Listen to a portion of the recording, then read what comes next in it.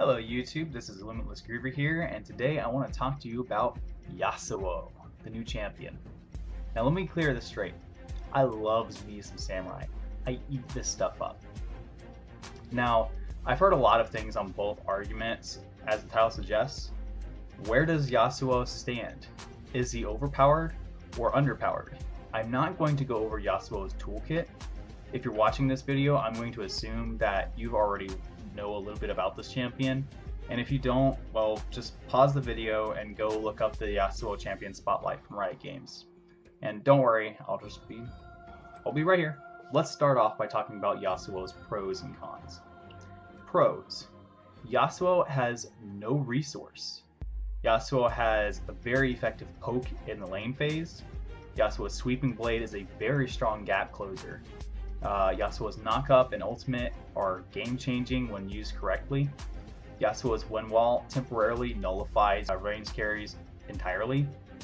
And Yasuo has two passives. One makes him a crit beast, and one gives him high sustain. Cons. Yasuo is extremely squishy. Yasuo's knock-up takes 2 consecutive Qs in order to initiate it. Sweeping Blade is significantly less useful in fights if you're fighting in the jungle rather than in lane. Yasuo's ultimate is practically a kamikaze. Yasuo's ultimate also has a completely useless steroid on it. Yasuo is also extremely team reliant. And lastly, Yasuo has an exceptionally large skill cap in order to play him. Okay, let's go a little bit more in depth into what makes Yasuo a good champion before we start bashing him down. First, Yasuo has an incredibly strong early game. That is because of his Q and E skills are extremely powerful harassment tools. His Q applies on-hit effects which include lifesteal. This makes spamming his Q ability a reliable source of regenerating health if you start with Thorn's Blade, which I do recommend doing so. Yasuo's late game is also extremely strong, as building 1 or 2 crit items dramatically increases his damage. In addition to this, Yasuo excels greatly in team fights if your team is built with at least one form of knockup.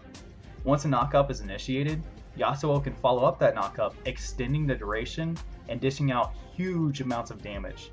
The thing that makes this so devastating is the increased stun duration and the ability to jump into a team fight or pick off a specified target from a long distance. So that pretty much highlights Yasuo's good parts. Now let's look at the unfortunate truth. Yasuo suffers from a serious case of flawed design. Almost everything in Yasuo's toolkit puts him right in the front line. His sweeping blade throws you into the fray. His wind wall only is effective if your team is behind the wall, meaning that you're in front of in the front line. His ultimate puts you right in the middle of danger. It's a kamikaze move, and you have to be within melee distance for several seconds to charge up your Q to even activate your ultimate if nobody else knocks up the carries. This wouldn't be a problem if Yasuo wasn't so damn squishy though. If you don't play him just right, his whole toolkit will get yourself killed. Let's look at his ultimate a little closer. Using his ultimate puts him in such a high amount of danger, you have a fairly low chance of living. So what does Riot do? Riot puts an armor penetration steroid on his ultimate. To me, this is absolutely ridiculous. His steroid only makes sense if you are initiating the team fight with it. But you're not.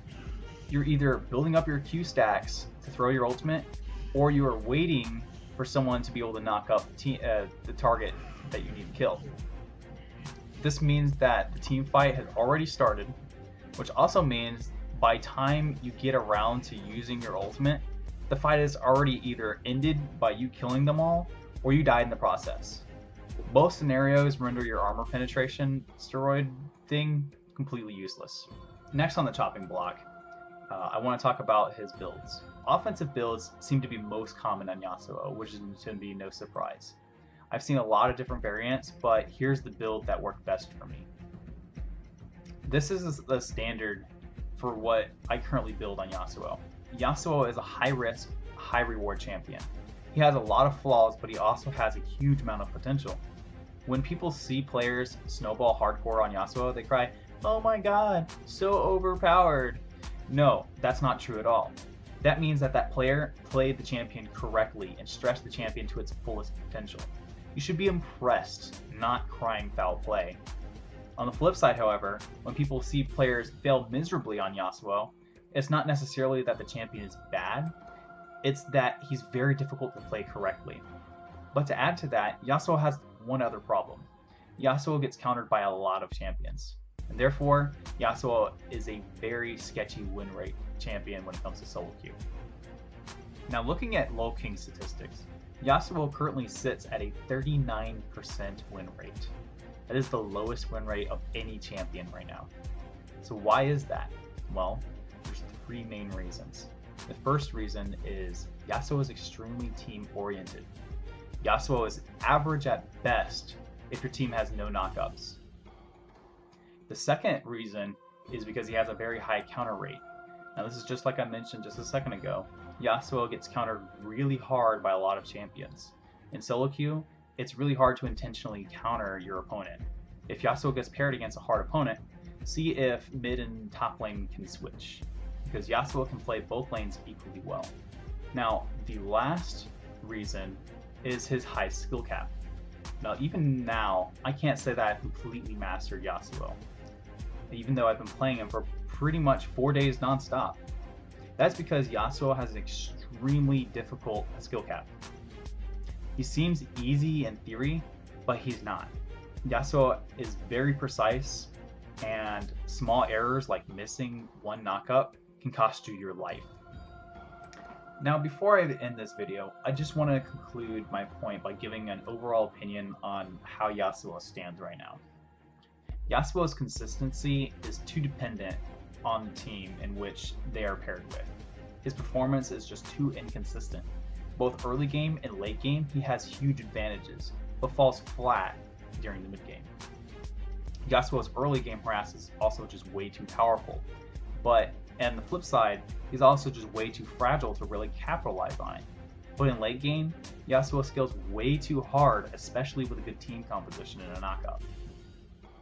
If his defense was scaled upwards, but his damage was scaled downward, then his entire game, early to late, would be more consistent regardless of his team composition. I'd like to see some changes, and I'd recommend that Yasuo would be invulnerable while he's using his ultimate, or you could give him a defensive steroid instead of an armor penetration steroid. Now lastly, I think there should be a time limit on Steel Tempest's proc for the knockup, because imagine if Annie had a timer on her stun, and how much less significant of a champion she would be if her stun dissipated over time. Now right now, Steel Tempest's knockup would be an amazing initiation tool for a gank, but having it active for that gank is extremely difficult to manage. I think Yasuo is a very interesting champion. He's fun as hell to play, but I'm a little disappointed at how fundamentally flawed he is. He's not underpowered, but he's also not overpowered either. So thanks for watching, guys. I hope you liked the video, and don't forget to like and subscribe for more vlogs, champion breakdowns, tips and tricks, and other cool stuff that I'll have out. So until next time, I'll see you on the Summoner's Rift.